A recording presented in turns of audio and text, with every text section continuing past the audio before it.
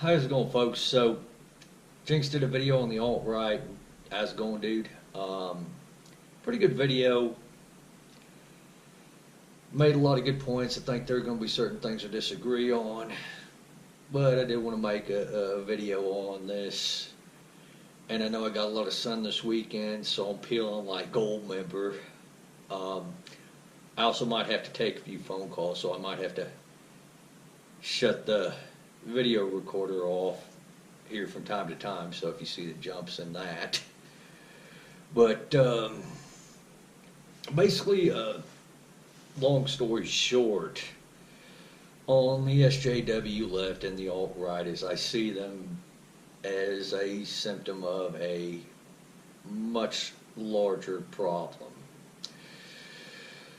And I don't really want to get into this larger problem too horribly much in this video. I do want to discuss some observations I've made about both the SJW left and the alt-right, and discuss these observations, and maybe this adds to the discussion a bit.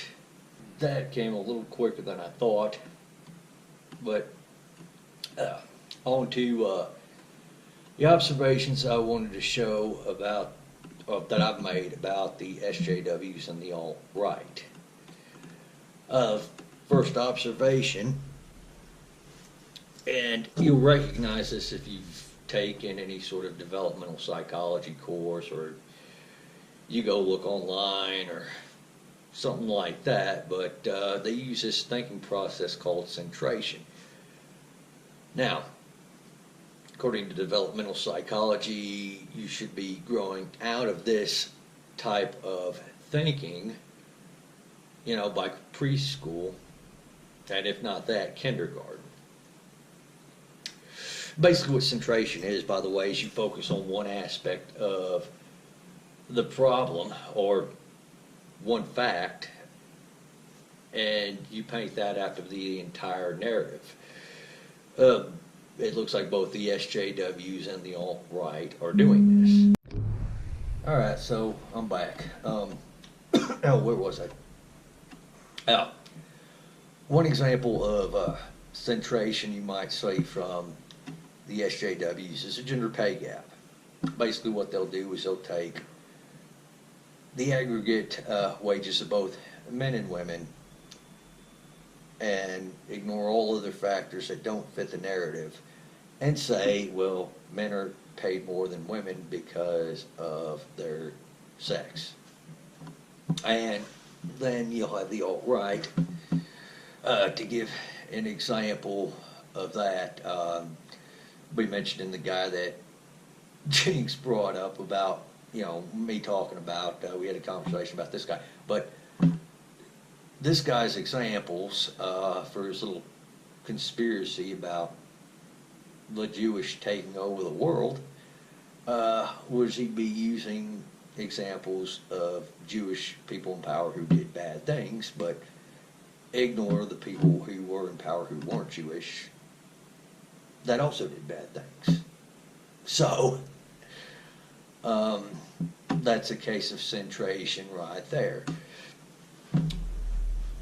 And I mean, it does lead to conspiracy theories, but I'm going to save that one for later in the video, obviously. Censorship. Alright, now, this is kind of a double-edged sword.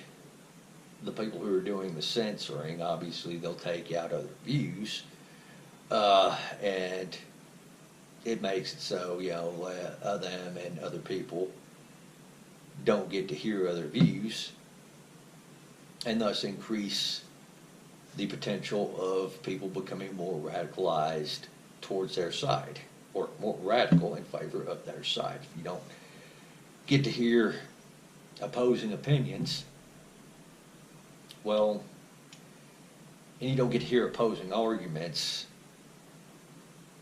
and you don't really think about it yourself, you generally tend to go one way and become radicalized in one way. I mean, this is why, I mean, a lot of SJWs have a tendency to block and call for censorship, or as they call it, deplatforming.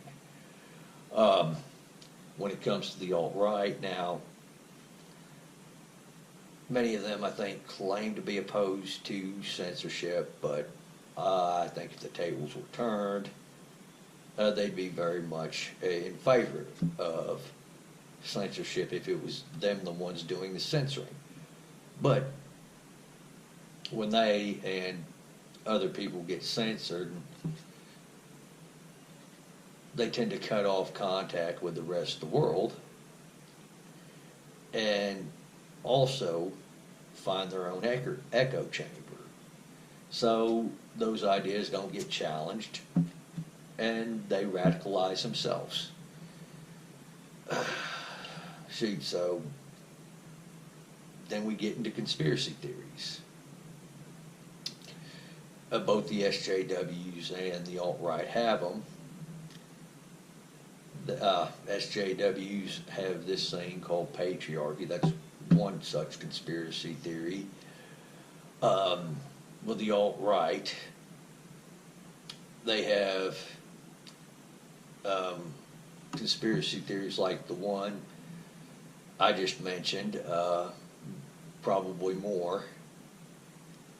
But, so yeah, I mean, conspiracy theories are a big thing on them, and I think there are certain things that are probably fueling those conspiracy theories, such as, you know, the echo chamber, as aforementioned.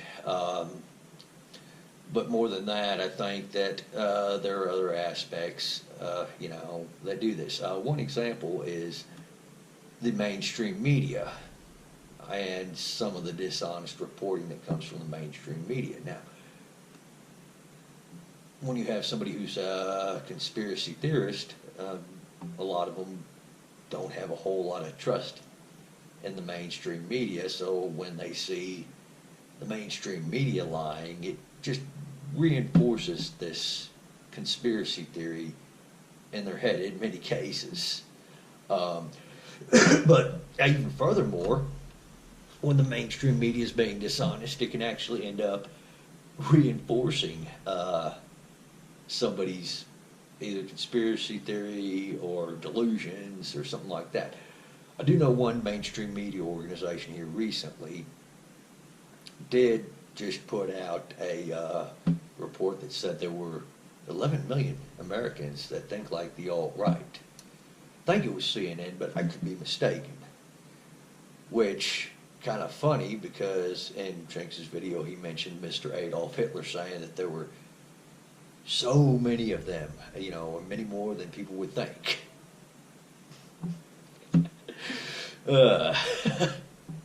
So, I'm not saying those two are related, you know, but it does start to kind of make sense there. It's not uncommon for the SJWs and the alt-left, or the alt-right, to do things that will feed into the other group or assist in either radicalizing or further radicalizing each of their members.